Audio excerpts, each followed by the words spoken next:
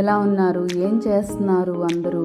గులాబ్ జామున్స్ అందరికీ packet powder తోటి చేస్తాం వస్తుంది. కాకపోతే ఇంకొంచెం సాఫ్ట్నెస్ పెరగడానికి, కలర్ ఈవెన్గా రావడానికి కొన్ని టిప్స్ అండ్ ట్రిక్స్ చెప్పుకుంటూ ఇవాళ గులాబ్ జామున్ రెసిపీని స్టార్ట్ చేసేద్దామా? నాకు పెద్దగా గులాబ్ జామున్స్ చేయటం రాదు, కానీ మామూలుగా చేసి 2-3 సార్లు ఫెయిల్ అయితే ఖచ్చితంగా పాస్ అవుతారనే ఇది ఉంటుంది కదా, అలా నేర్చుకున్నాను అనమాట. ఫెయిల్ అయ్యి ఇవి చేయటంలో తర్వాత ఇప్పుడు మంచిగా కుదురుతున్నాయి అన్నమాట. సో కొన్ని టిప్స్ ఫాలో అయ్యాను, అవి నేను మీకు చెప్తాను. ఒక్క packet gulab jamun mix powder తీసుకున్నాను రెడీమేడ్ది. దానికోసం నేను మామూలుగా అందరూ యూజ్ చేసేలాగా 1/2 కిలో పంచదార కాకుండా తక్కువ పంచదార యూజ్ చేశాను.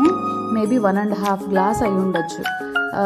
అయితే అందులో నీళ్లు పోసి, అంతే క్వాంటిటీలో నీళ్లు పోసేసి ఇలాచీ పౌడర్ వేసేసి పక్కన స్టవ్ పైన పెట్టేసుకున్నా. అది సిరప్ తయారయ్యేలోగా మంచిగా ఈ మిక్స్ని కలిపేసుకున్నా అనమాట.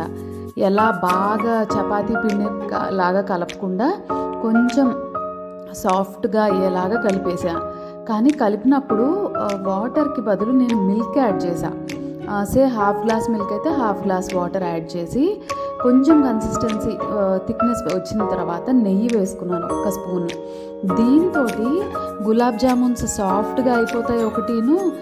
రెండోది ఏంటంటే అవి మెత్తగా ఉంటాయి, లోపల ఉడక్కపోవటం అనేది ఉండదు. ఓకేనా? సరే, ఇంకొక ప్రాబ్లం ఏమవుతుందంటే గులాబ్ జామున్స్ ఇలా రోల్స్ చేసిన తర్వాత ఇలా ఉండల్లాగా అవి పగిలిపోతూ ఉంటాయి కదా. అది అవ్వకుండా ఏం చేయాలంటే, ఇంకోటి సేమ్ సైజులో రావాలంటే మీరు చూసారు కదా, నేను కరెక్ట్గా ఒక 1 ఇంచ్ లానే ఆ బిట్స్ లాగా కట్ చేసుకున్నాను అనమాట. 1 ఇంచ్ చేత్తోనే అలా ఈ వేలుతో కొలత వేసేసుకుంటూ 1 ఇంచ్ ముక్కల కింద పెట్టుకొని తర్వాత నేను దాన్ని లడ్డూస్ లాగా చేశాను అనమాట. చేసినప్పుడు కూడా 5 టైమ్స్ క్లాక్ వైజ్గా, 5 టైమ్స్ యాంటీ క్లాక్ వైజ్గా తిప్పి చూడండి ఈసారి. అవి మిక్స్ అయిపోతుంది, మొత్తం మిక్స్ అయిపోయి ఇంకా బ్రేక్ అవ్వదు అనమాట. ఓకేనా? సో అలానే ఆయిల్ కూడా చూడండి, నేను ఖచ్చితంగా చూస్తే 4 టేబుల్ స్పూన్స్ వేసాను అంతే. అది కొంచెం వేడెక్కిన తర్వాత లో టు మీడియం ఫ్లేమ్లోనే పెట్టుకొని గులాబ్ జామున్స్ ఫస్ట్ మాత్రం 3 వేసాను. అవి కొంచెం సేపు కింద స్టిక్ అయి ఉంటాయి. కింద స్టిక్ అయిన తర్వాత ఒక 2 మినిట్స్కి అది కింద వేడెక్కడం వల్ల వదిలేస్తుంది అనమాట. సో అలా అప్పుడు నెక్స్ట్ ట్రిప్ నుంచి ఎక్కువ వేసుకోవచ్చు. సో ఫస్ట్ సారి తక్కువ వేయండి, వేసిన వెంటనే కదిపేయొద్దు.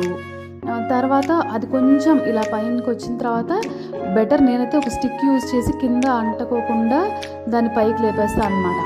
ఓకేనా? అలా చిన్నగా మీడియం టు లో ఎలా అయినా సరే మీ స్టవ్ ఇదిని బట్టి, ఫ్లేమ్ని బట్టి. ఓకేనా? సో అలా సేమ్ సైజ్ వచ్చినాయి, లోపల కూడా కుక్ అయినాయి, సాఫ్ట్గా ఉన్నాయి.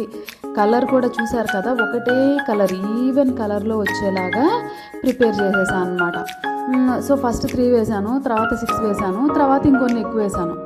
ఆ షుగర్ సిరప్ పక్కనే రెడీగా ఉంది కాబట్టి ఇవి తీసి డైరెక్ట్గా సిరప్లో వేసేసాను అనమాట. ఎందుకంటే వేడిగా ఉన్నప్పుడు ఆ షుగర్ సిరప్ని అబ్జర్వ్ చేసేసుకుంటాయి కదా.